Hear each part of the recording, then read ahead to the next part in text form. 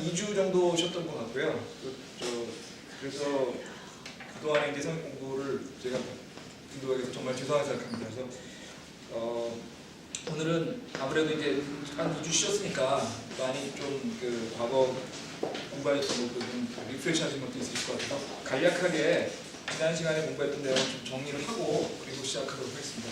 지금 이제 저희가 왕국을 배우고 있고요. 왕국 중에서 이제 신비의 왕국에 지금 공부를 하고 있습니다. 그래서 뭐 좀 지루하시겠지만 다시 한번 왕국 정리 한번 하면요. 왕국이 시대순과 공간순으로 나눠서 5가지 정도로 분류가 된다고 말씀드렸죠. 그래서 문맥에 따라서 분류를 해야 되는데 왕국은 신정통치왕국, 신비의 왕국, 그 다음에 그 미래에 오게 될 천년왕국. 이게 시대순으로 보면은 그 3가지 있고요.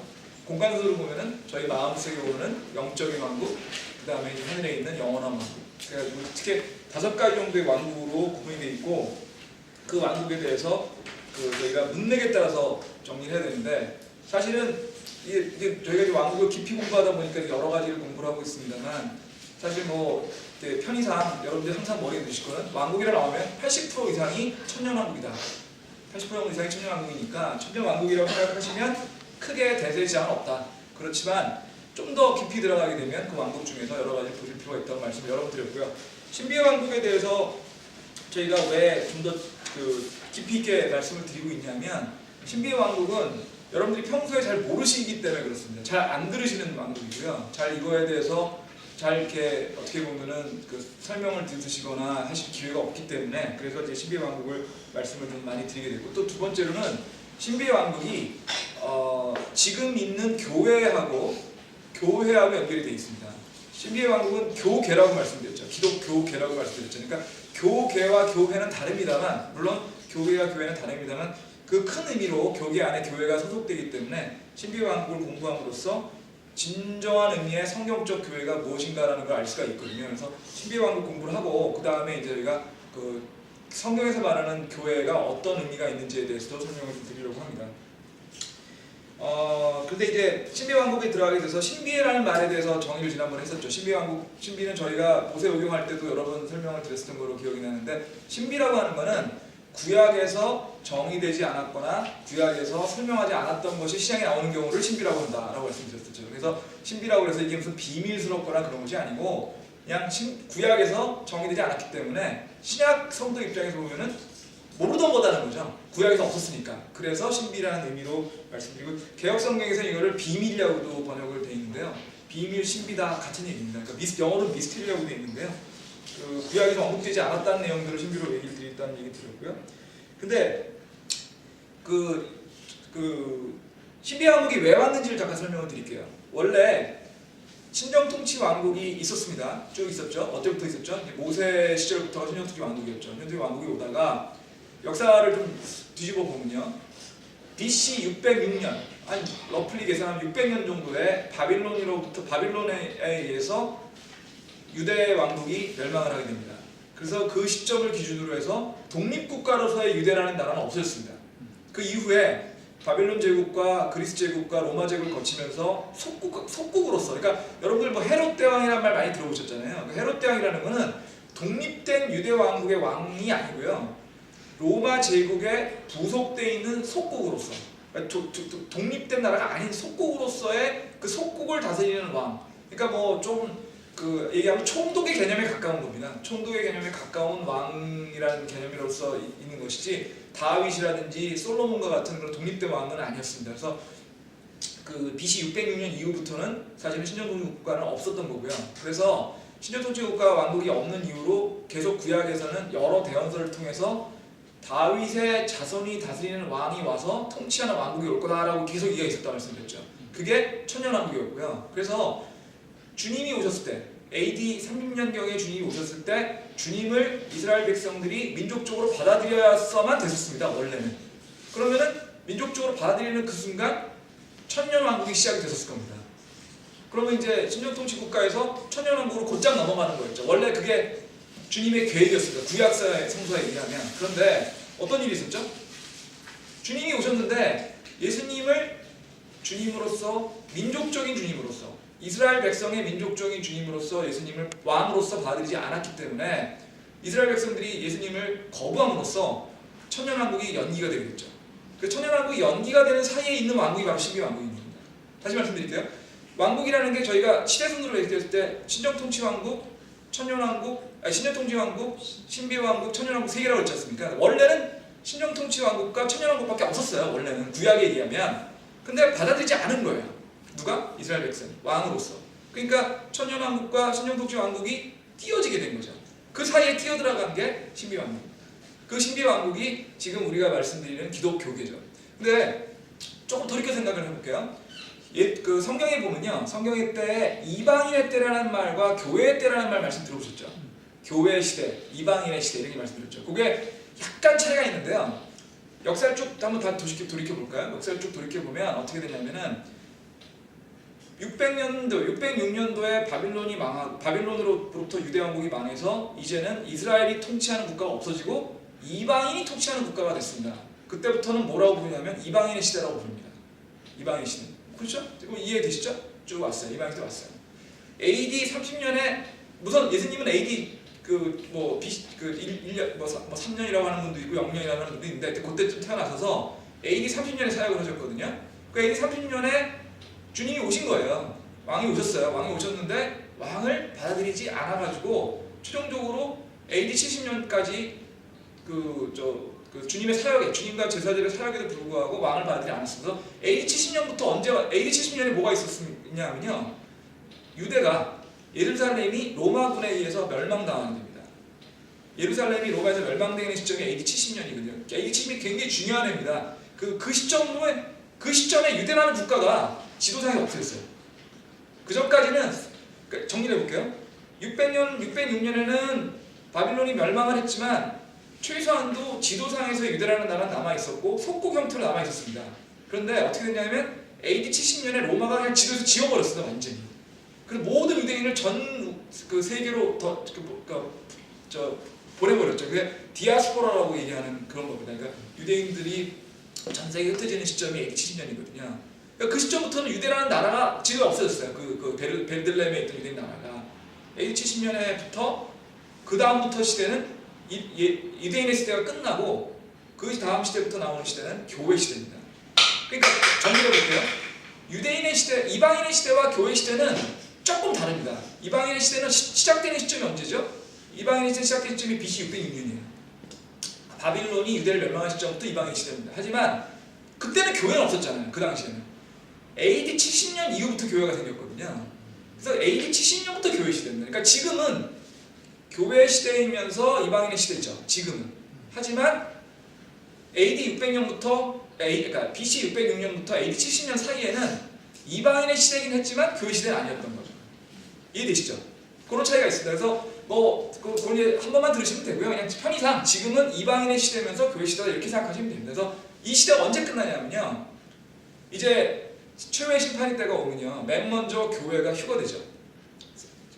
계시록에 보면 휴거됩니다. 휴거돼가지고 모든 믿음을 가진 사람 중에 진정한 믿음을 가진 사람들은 전부 다 휴거돼서 하늘로 올라가게 되죠.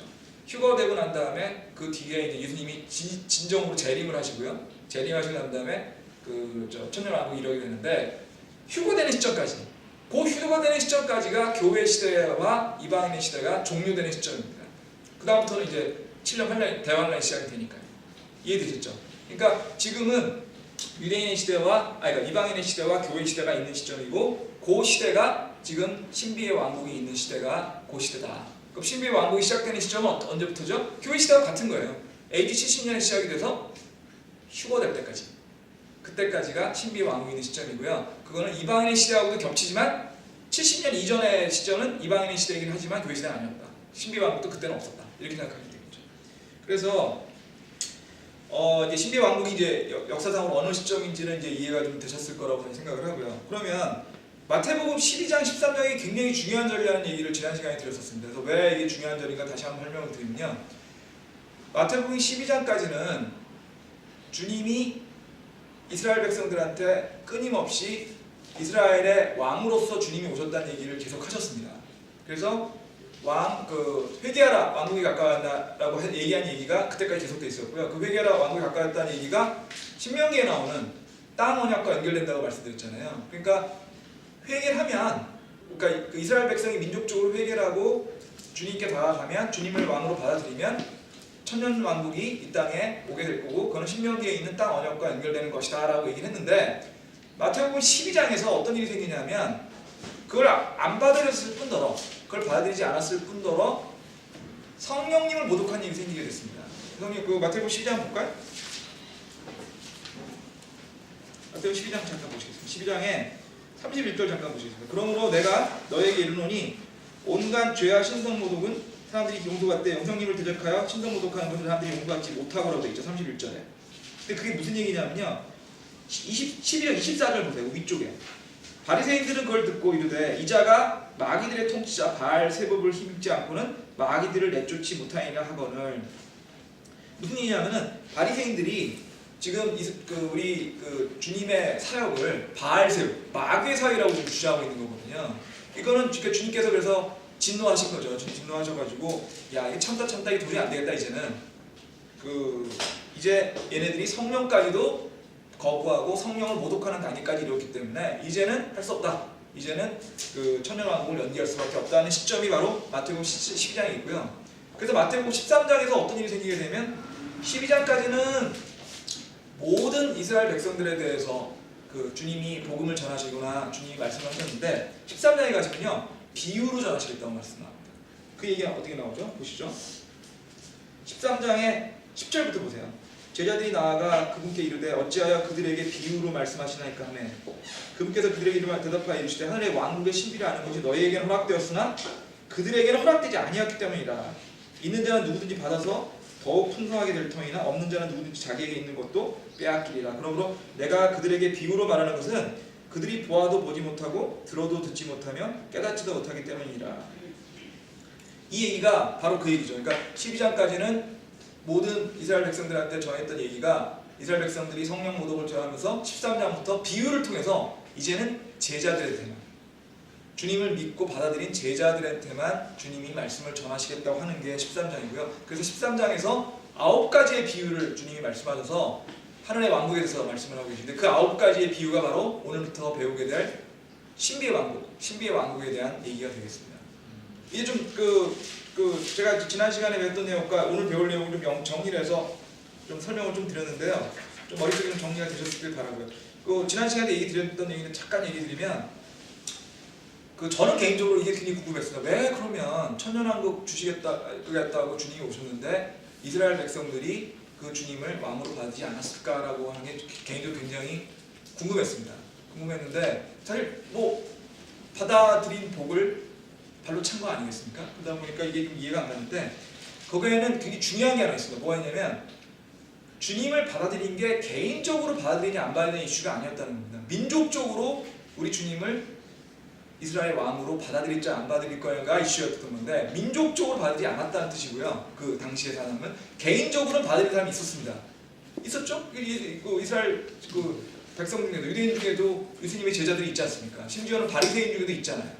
그죠? 바리새인도 있으니까 그런 사람도 있었는데 그럼에도 불구하고 민족적으로 받아들이지 않은 건 뭐냐면 바리새인이 그 당시 유대인의 지도자였거든요. 유대인들의 지도자였는데 그 바리새인들이 주님을 왕으로 받지 않은 거죠. 근데 그 진정한 의미는 주님께서는 바리새인들이 가지고 있었던 기득권을 인정하지 않으셨습니다. 주님은 바리새인들이 제대로 하고 있지 않다고 말씀하셨고 바리새인보다는 오히려 탄압받고 억압받는 그런 가난한 기층 민중들이 더 주님의 눈에 올바른 사람이라고 얘기하셔서 바리새인들의 권위나 권한을 전혀 인정하지 않으셨어요.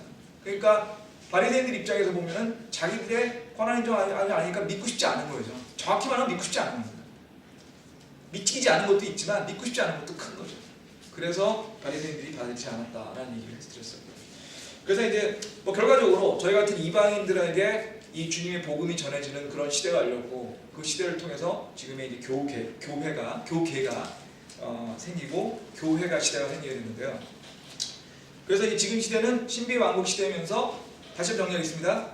AD 70년 이후부터 지금까지는 이제부터는 신비의 왕국 시대면서 기독교계가 있는 시대고요.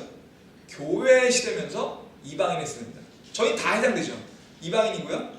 그 다음에 교회에 소속되어 있고요. 그렇지만 교계 안에도 소속되어 있습니다. 그러니까 저희 다 소속되어 있는데 그런 시대고요. 근데 참고로 하나 또 여러분이 염두에 두실 게 AD 30년부터요 AD 70년간의 40년의 기간은 과도기라고 부릅니다.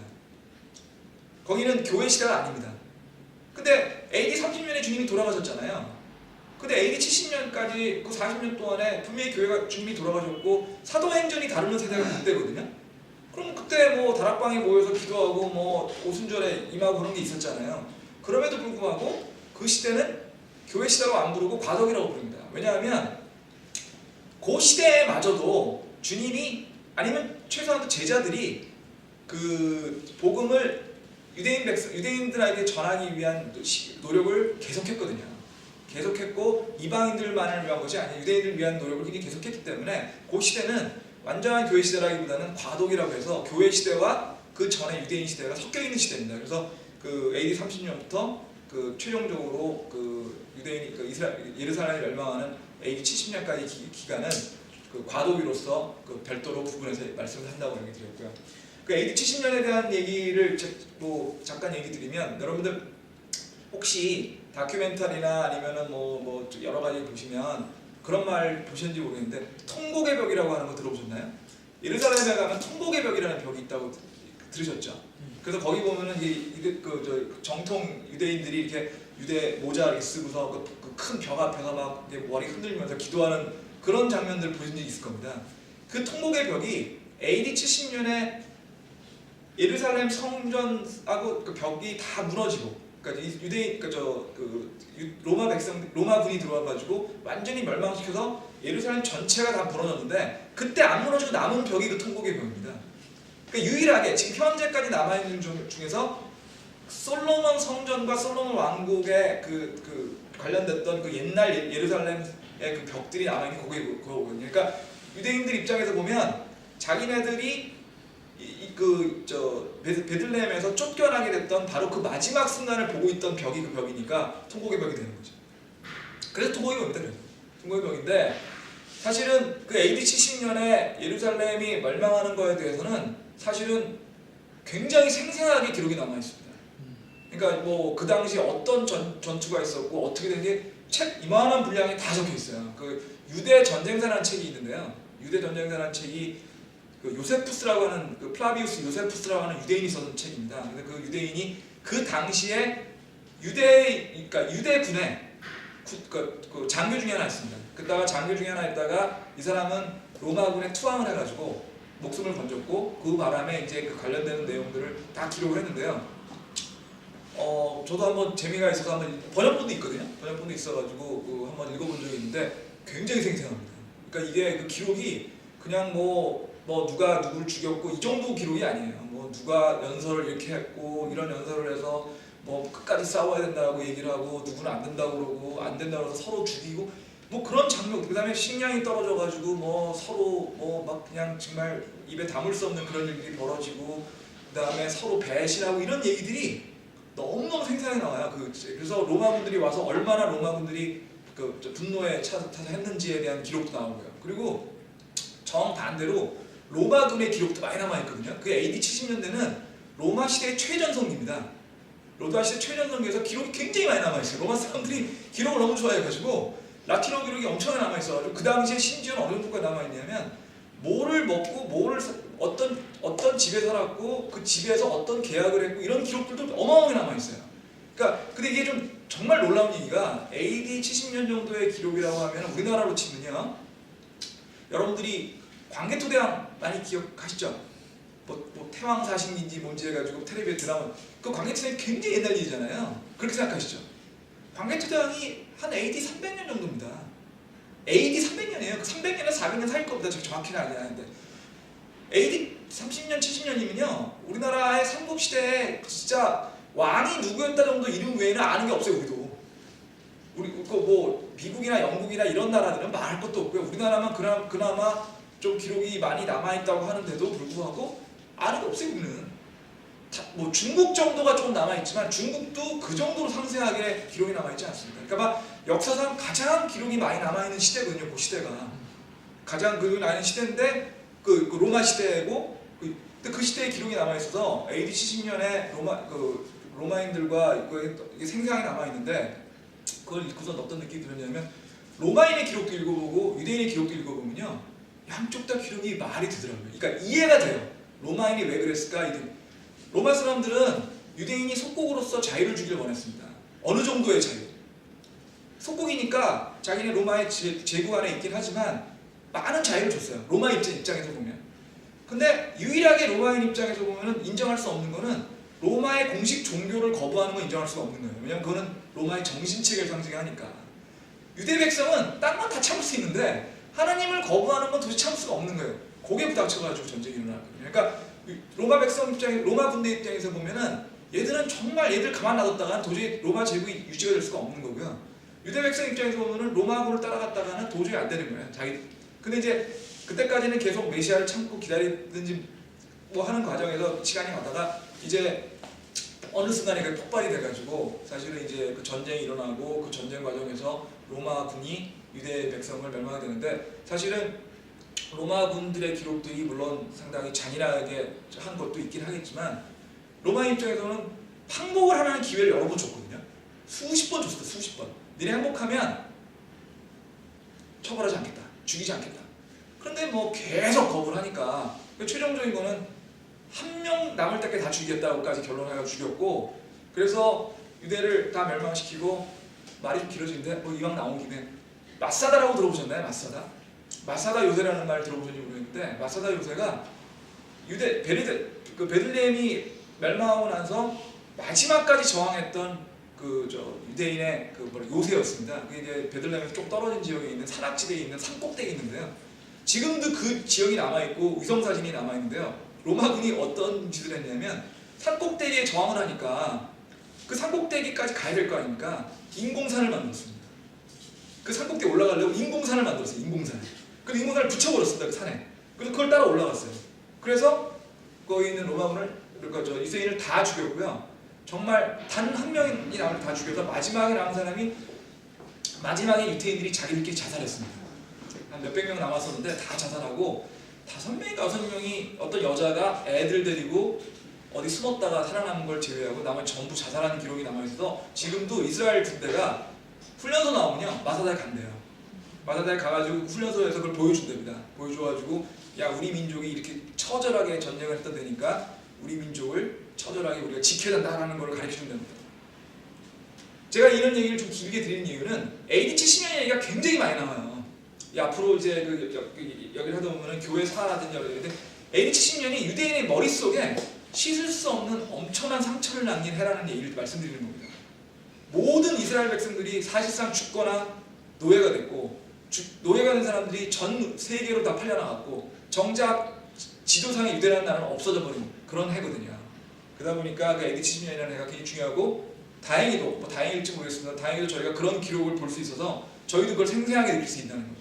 그래서 로마에 가시면요 로마의 한복판에 로마 포rum이라고 하는 그 유적지가 있습니다. 로마 시대의 유적지가 남아있는데 로마 포rum에 제일 번듯하게 남아있는 게 개선문이에요. 그 타이투스의 개선문이라고 되어 있고요. 그러니까 우리가 보통 할 때는 티투스의 개선문이라고 보통 하는데 그 티투스가 그 예루살렘을 정복한 장군입니다.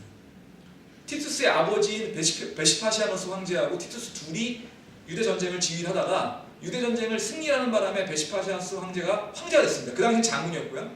황제가 돼서 가는 바람에 아들한테 물려주고 갔어요. 야, 내가 이제 전쟁 많이 하고 네가 마지막 끝내라. 그래서 전쟁은 베시파시아노스와 티투스 같이 하다가 최종 멸망은 티투스가 시켰고요.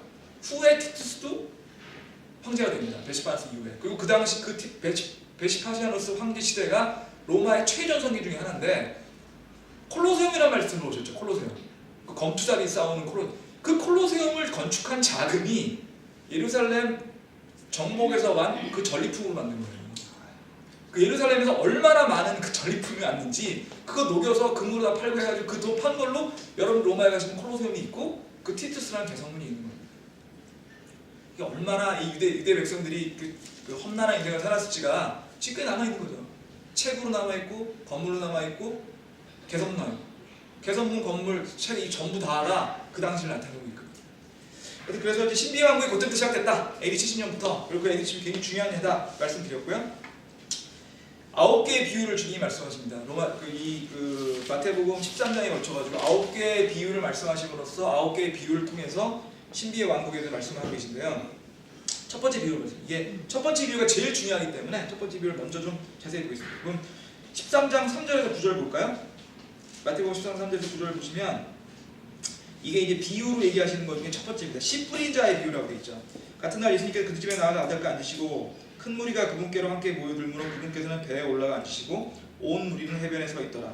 그분께서 비유로 많은 걸 그들에게 말씀하여 이르시되 보라 씨 뿌린 자가 뿌리로 나가서 뿌리니 더러는 길가에 떨어짐에 날짐들이 와서 그것들을 먹어버렸고 더러는 흙이 많지 않은 돌밭에 떨어짐에 흙이 깊지 않으므로 곧 싹을 내나 해가 돋은 후에 타서 뿌리가 없어짐으로 시들어버렸고 더러는 가시나무 사이에 떨어짐에 가시나무가 돋아나 그것들을 숨막히게 하였느니라. 그러나 다른 것은 좋은 땅에 떨어짐에 어떤 것은 100배 어떤 것은 60배 어떤 것은 30배의 열매를 내었느니라. 들을 귀가 있는 자는 들을지어다 하시니라.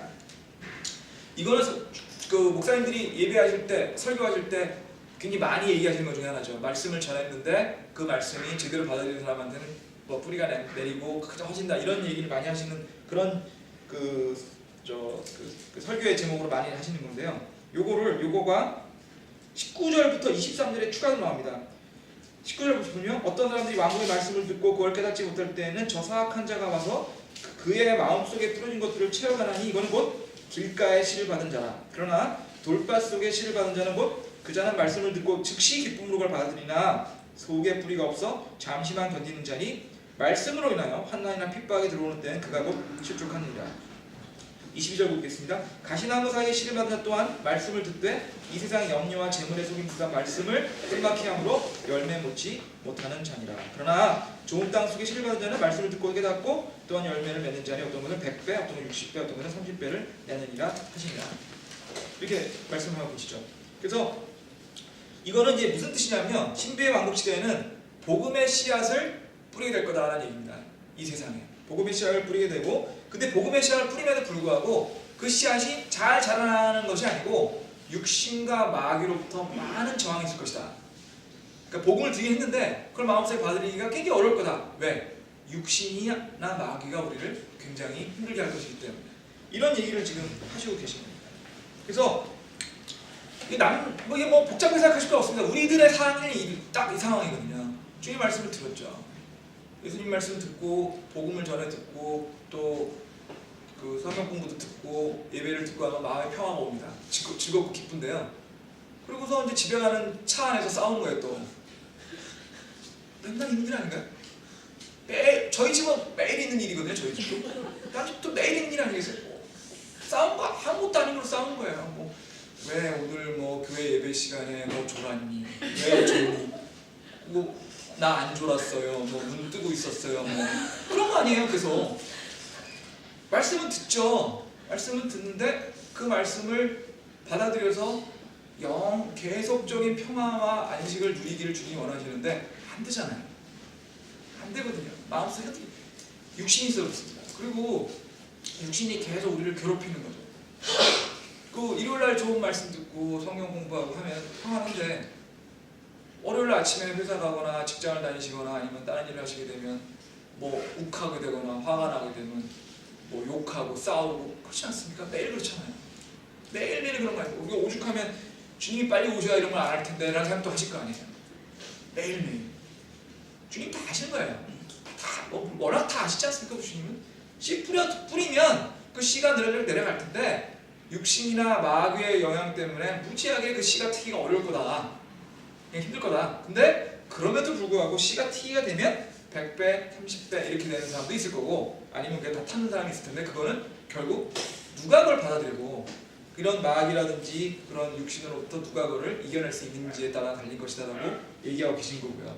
이게 사실은 지금 현재 우리가 살고 있는 신비의 왕국 시대를 정말 가장 대표적으로 요약하는 비유라고 말씀을 드려도 과언이 아니면서 굳이 말씀드리면 9개 비유 중에 제 개인적으로는 제일 중요한 비유라고 생각합니다. 제일 중요한 게 씨 뿌린 자에 대한 비유고요. 그 다음에요. 요거는 마태복음이 아니고요. 마가복음에 있는 건데 마가복음 잠깐 찾아볼까요? 마가복음 4장 26절에서 29절 보겠습니다. 마가복음입니다. 마가복음 4장 26절에서 29절.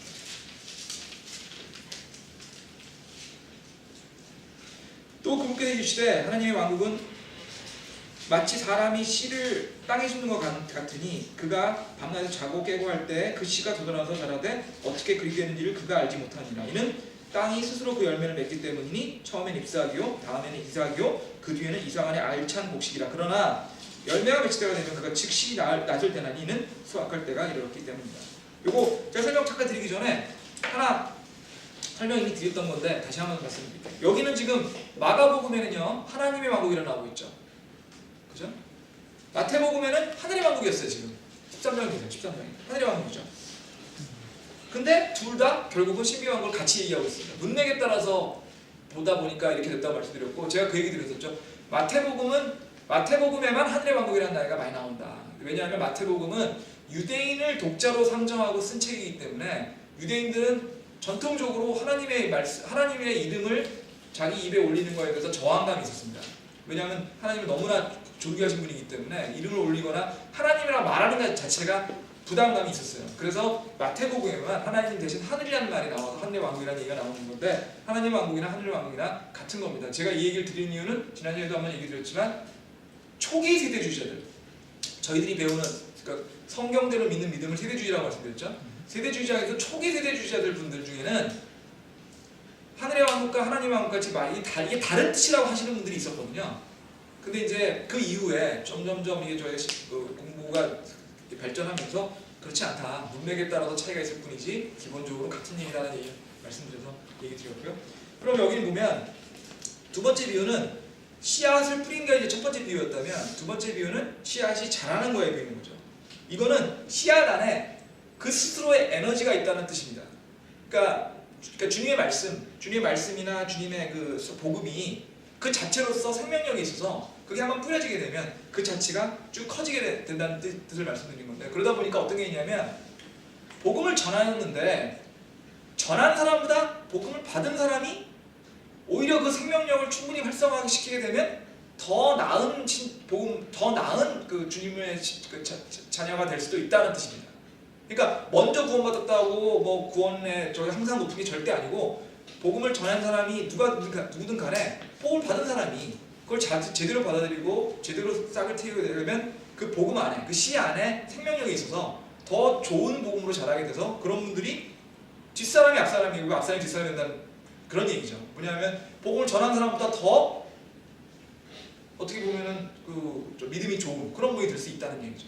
그러니까 결국은 복음은 먼저 하는 게 중요한 게 아니고요. 먼저 하는 것도 물론 중요하죠. 가능하면 먼저 하는 게 좋겠죠. 하지만 알고서 그 복음의 씨를 받고 그걸 스스로가 키워나가는 것이 더 중요하다는 뜻입니다. 중요해서 영적으로 자라는 게 굉장히 중요하다는 얘기죠. 구원받는 것도 중요하지만 영적으로 자라고 영적으로 좀 더 주님에 가까이서 노력을 많이 하는 것이 굉장히 중요하다는 것. 그런 것이 이제 두 번째 비유고요. 요 비유에서 사실 제가 이제 이 교재 계속 하는 게 이제 서충원 목사님이라고 말씀드렸잖아요. 서 목사님은 이런 얘기를 하시더라고요. 서 목사님은 담배를 하루에 2갑을 피셨대요. 그리고 굉장히 게임 중독이어가지고 게임 중에 뭐 24시간씩 뭐 게임하는 것도 수두룩하게 하셨다고 그러더라고요. 그래서 뭐 게임도 다 하세요. 모르는 게임이 없더라고요. 모르는 게임. 그리고 이분이 또 삼성물산에 그 서강대 졸업하시고 삼성물산에 근무를 하셨거든요. 삼성물산에서 아주 정말 육시적인 그런 삶을 사셨다는 거예요. 뭐 술도 많이 드시고 뭐 회식도 많이 하고 그다음에 담배 하루에 2갑씩 피고 복음을 누구한테 전화를 받았는데 그 복음을 전한 분하고 성경 얘기를 듣고 싶은데요. 담배를 끊기 싫은 거예요. 그래서 고민하셨대요. 이게 담배를 피면서 성경을 읽는 게 주님이 좋아하실까? 아니면 담배를 안 피면서 성경을 안 보는 게 주님이 좋아하실까? 성경을 보는 게 좋지 않을까 해서 담배를 피면서 성경을 보셨다는 거예요. 담배를 피면서 성경을 보는데 또 성경을 보다 보니까 어려운 게 많아가지고 물어보고 싶은 게 많으셨답니다. 그래서 그 삼성물산 꼭대기에 가면은 그 흡연실이 있었는데 그 자기한테 복음을 전한 그 직장 동료를 맨날 끌고 가서 그 한번 담배 안 피는 거죠, 당연히. 그걸 흡연실에 끌고 들어가가지고 거기서 뭐 몇 시간씩 계속 그 질문했었대요. 내가 성경을 읽다 보니까 어떻고. 근데 상상을 해보고 싶죠. 그러니까 성경책을 들고요. 흡연실에 들어가서 줄담배를 피면서 거기서 성경 공부를 하고 있으면 이게 뭐로 보이겠어요? 어떤 사람들 보기에는. 그러셨다는 거예요. 그러셨는데 어느 날 갑자기 그런 생각이 드시더랍니다. 이게 주님이 두 개 중에 하나만 찾으시는 게 아니구나. 담배도 끊고 성경만 보시길 원하시겠구나. 그리고 그날 끊으셨다. 그날 끊으셨다. 그리고 그분이 목사가 되실 거죠. 아, 놀라운 거죠. 저도 서 목사님을 뭐 개인적으로도 잘 알지만 서 목사님 그분 딱 보면은 그분 과거가 상상이 안 가요. 지금은. 근데 그분한테 말씀 들어보고 얘기하다 보면은 야, 저런 분이 목사가 됐다 하면 어떨 때는 이런 겁이 날 때도 있어요. 야, 이게 누구든지 주님이 콜링할 수도 있는구나 보다. 이런 생각이 들 때가 있어요. 그러니까 결국은 주님이 주시는 씨앗이 어떻게 자라는 거는 정말 주님의 힘이 있으신 것 같더라고요. 그래서 뭐 그런 부분이 있고요. 그 다음에 이제 세 번째 비유가 있습니다. 세 번째 비유는 이것도 여러분들 많이 들어보신 거예요. 가라지의 비유입니다. 가라지의 비유. 마태복음으로 다시 돌아갈게요. 13장 24절입니다. 마태복음 13장 24절.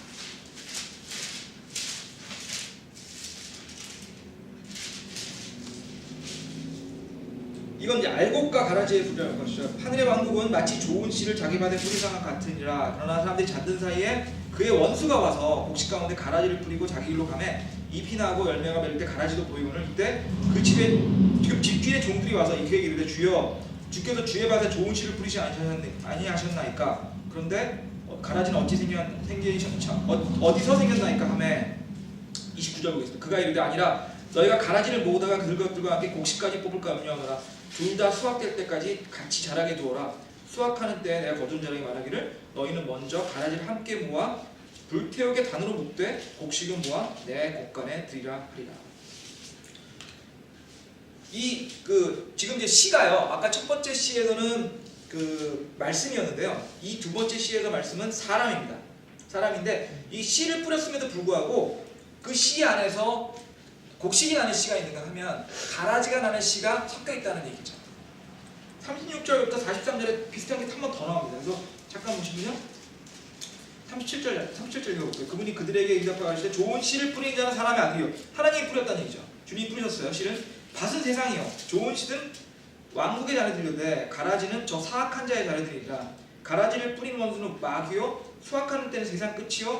거두는 자들은 천사들이니 그런즉 가라지를 모아 불에 태우는 것 같이 이 세상 끝에도 그러하리라. 사람의 아들들이 자기 천사를 보낼 것이요 그들이 실족하게 하는 모든 것들과 불법들을 행하는 자들을 그의 왕국에서 모아다가 불타는 용광로 속에 던져넣으리니 거기에서 통곡하며 이를 같이 있으리라. 그때 의로운 자들이 자기 아버지의 왕국에서 해같이 빛나리라. 들을 귀 있는 자는 들을지어다. 말씀 사람에 대해서 주님이 씨를 뿌렸는데요. 그 씨 중에는 알곡도 있고 가라지도 있을 거라는 얘기시고요. 그 알곡과 가라지가 더 무서운 거는요. 심판 때까지 모른다는 거예요. 왜냐하면 사람들이 그거를 알곡과 가라지를 잘못 분별할까 심판까지 놔주셨다가 심판할 때 천사들을 보내셔서 알곡과 가라지를 분별해서 가라지는 불에 태우시겠다는 얘기입니다. 이 얘기는 뭐냐면요. 기독교계라고 하는 것이 이제 기독교회들이 모이는 교계 아닙니까? 기독교계 안에는 알곡과 가라지가 같이 있다는 뜻이죠. 그러니까 기독교계라고 하는데 우리가 열심히 다니고 기독교계라는 데 소속돼 있지만 그렇다고 다 하나님의 자녀가 아니라는 얘기고요. 그 안에는 주님의 사악한 주님의 사악한 원수들, 사탄의 제자들도 있다는 얘기입니다. 근데 그 제자들이 지금은 주님 심판하지 않으세요. 언제까지? 심판의 때까지. 심판의 때가 되면 심판을 해서 사탄의 마귀의 자식들은 기독교계 안에 속해 있지만 자기들이 그래서 자기들은 구원받는지 아닌지 모르겠어요. 그렇게 알지 모르겠지만 최종 순간이 되면 불연못까지 간다는 얘기죠. 무서운 얘기죠. 그러니까 기독교계 안에 속해 있다고 해서 다 구원받는 게 아니라고 주님이 알려주잖아요. 지금 성경을 주님이 쓰신 거 아닙니까? 성령이 쓰신 거잖아요. 주님이 얘기하고 계시잖아요. 기독교계 안에 신비의 왕국 안에도 가라지가 있을 것이고 가라지는 본인이 직접 심판하시겠다. 언제? 심판할 때. 제가 이 얘기 왜 드리냐면 기독교계 얘기를 이제 드리다 보면 기독교계 안에 여러 가지의 기독교의 종파들이 들어가 있다고 말씀드렸잖아요. 기독교계의 가장 대표적인 종파라고 얘기를 하면 저희들이 구분하는 건 아니고요. 미국이나 아니면 해외 이제 기독교계라는 거를 이제 소위 말해서 구분을 하게 되면 1순위로 넘어오는 기독교계는 그냥 말할 것도 없을 때 가톨릭입니다. 가톨릭. 전 세계에서 가장 큰 기독교 안에 있는 교회는 가톨릭이에요. 미국 같은 경우에 미국에서 나와 있는 통계를 보면 가장 큰 기독교계에서 가장 큰 교회는 가톨릭이 압도적으로 1위고요. 6,800만인가 그런 걸로 기억을 합니다. 그 다음에 2위가 남침례교회입니다. 근데 남침례교회는 800만인가 900만밖에 안 돼요. 1등이 6,800만인데 2등이 800만밖에 안 됩니다. 3등이 감리교고요. 4등이 몰몬이에요. 마릴 성도 그리스도교회 몰몬이 한 4, 500만 됩니다. 5등이 아마 그것도 침례교일 겁니다. 5등이 침례교고 6등이 하여튼 제 기억에는 침례교가 2개가 3개 있었어요. 그 위쪽에 2개, 3개 있었고 그 다음에 감리교가 상당히 많았고 장로교가 별로 없었어요. 미국에서는 장로교가 12 정도 합니다. 전체 장로교보다 많은 게 몰몬이라니까요. 근데 이 안에서 제가 뭐 가톨릭에 대한 얘기 한번 제가 날 잡아가지고 한두 시간으로 안 끝납니다. 가톨릭에 대해서는 카톨릭이 얼마나 그 위험한 종교에 대해서는 뭐 한두 시간 안 끝나기 때문에 카톨릭은 별도로 하겠고요. 몰몬 얘기만 드리면요. 저는 제가 얘기 안 드렸나요? 저희 직장에 저희 데리고 있던 직원 중에 하나가 몰몬이 있어가지고 그 친구를 통해서 많이 들었다고. 그 친구는 왜 몰몬이 됐냐면은 그 브리검 영대학에 유학 가면서 학비 면제받는 조건으로 몰몬이 되는 조건으로 갔어요. 그래가지고 이제 몰몬이 돼서 졸업한 친구가 있어요. 그 친구 통해서 몰몬 얘기 많이 들었는데 정말 기도 안 찹니다 진짜. 몰몬의 그 얘기는 기도 안 찹니다. 그러니까 뭐 이런 얘기입니다. 성경이요. 성경이 두 종류예요. 하나는 그냥 일반 성경이 있고요. 몰몬경이라는 게 있는데 몰몬경은 모론이라고 하는 천사가 그 상형 문자로 이렇게 이집트 상형 왜 그 성경을 이집트 상형 문자 썼는지 잘 모르겠는데 이집트 상형 문자로 기록을 했대요. 근데 기록을 하고 난 다음에 모론이라는 천사가 조셉 스미스라고 하는 이 몰몬 교회 창시자한테 나타나서 어디 가서 땅을 파면은 그런 판이 있을 거라고 해서 그 판을 팠더니 금으로 된 판이 나왔답니다. 근데 그 판을 이제 번역할 수가 없잖아요. 그러니까 어떤 데 가면 그걸 번역할 수 있는 안경이 있다고 그랬대요. 이거 어디서 많이 듣던 얘기냐면요. 내셔널 트레저라고 하는 영화 혹시 보셨는지 모르겠는데 내셔널 트레저라고 하는 미국 영화 있거든요. 니콜라스 케이지 나오는 영화. 거기 이런 비슷한 내용이 나오면서 안경 어쩌고 나오거든요. 똑같이 나오는 몰몬경에. 그래서 그 안경을 찾아서 안경을 보고서 그 모로니가 쓴 뭐랄까 금으로 된 그게 있는 돌판에 있는 거를 번역을 해서 영어로 다 옮기고 났더니 무슨 일이 생겨가지고 그 돌판은 없어지고 안경도 없어졌어요. 그 남은 거는 번역본만 남았다는 거예요. 그리고 그 번역본이 몰몬경이 됐는데 뭐 거기까지도 상당히 뭐 공상과학 소설 같지 않으세요? 근데 그 안에 있는 그 몰몬경의 내용에 보면 또 어떻게 되냐면 뭐 제가 이름은 까먹었는데 두 종류의 종파가 있어요. 그 두 종류의 종파가 있는데 그 종파가 옛날 고대 그 유대인들이 그 예수님이 돌아가시고 난 이후에 지중해를 건너고 대서양을 건너서 미국에 왔다는 거죠. 미국에 와서 그 종파가 싸움이 나가지고 둘로 갈라졌는데 한 종파는 얼굴이 하얗고요. 한 종파는 얼굴이 까맣답니다. 그래서 얼굴이 하얀 종파는 좀 더 올바른 종파고 얼굴이 까만 종파는 그러니까 까만 종파는 나쁜 종파가 뭐 이런 얘기더라고요. 뭐 제가 뭐 완벽히 공부를 한 건 아니기 때문에 조금 세부적이게 틀린지 모르겠지만 대충 그런 얘기였습니다. 그래서 예수님이 다시 오실 건데 언제 재림하실 거냐면 그 심판의 날에 미국에 재림할 거다. 뭐 이런 얘기입니다. 이런 얘기예요. 참 믿고 싶어도 참 믿기가 어려운 뭐 그런 내용인데 많이 믿는다니까요. 근데 이게 왜 미국에서 굉장히 강력하냐면 몰몬을 믿는 사람 중에 굉장히 부자와 강력한 사람이 많이 있습니다. 지난번 대통령 대선에 나왔던 밋 롬니라고 하는 이번에 뭐 트럼프 행정부에서 이렇게 입당 얘기도 있었죠. 근데 밋 롬니라고 하는 사람이 전형적인 아주 유명한 몰몬이고요. 뭐 지난번에 말씀드린 메리오트 호텔 아시죠? 메리오트 호텔 롬니입니다.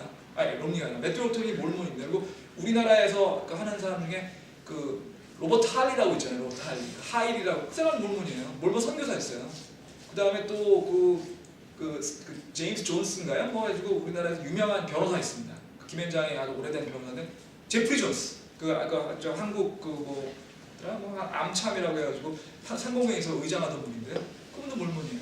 한국에서 60년대, 70년대, 80년대 한국에 백인이 들어와서 한국말 많이 하는 사람은 90% 몰몬입니다.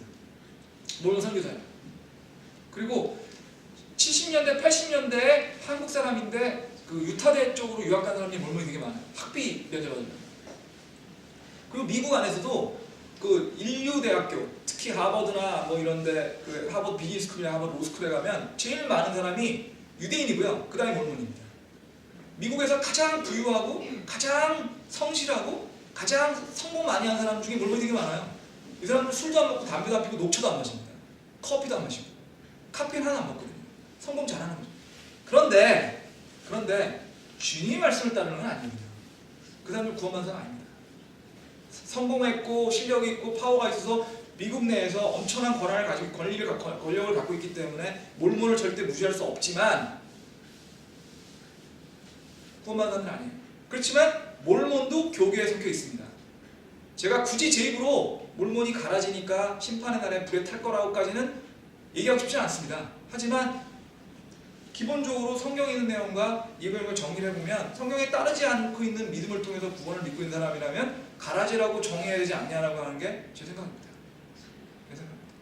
그래서 모르겠습니다. 제가 오늘 원래 5가지 비유를 하려고 했는데 3가지 비유밖에 못할 것 같은데요. 사실 이 가라지의 비유가 굉장히 무서운 겁니다. 저희가 그러니까 성경대로 되어 있는 제대로 된 믿음을 갖고 있지 않으면 불행히도 주님이 그거를 심판의 때 심판하시겠다라고 말씀하셨기 때문에 성경대로 되어 있는 믿음을 갖는 거는 저희가 물론 그거를 당연히 이렇게 되는 것도 있지만 나쁘게 보면 심판의 날에 심판받지 않으려도 그렇게 하는 거죠. 자, 그럼 오늘은 그 신비의 왕국 중에 9가지 비유 중에서 3가지 비유까지 했고요. 다음 시간부터 그 비유를 좀 더 하고 마무리 짓도록 하겠습니다. 그럼 기도하고 마무리하겠습니다. 안녕히 계십시오.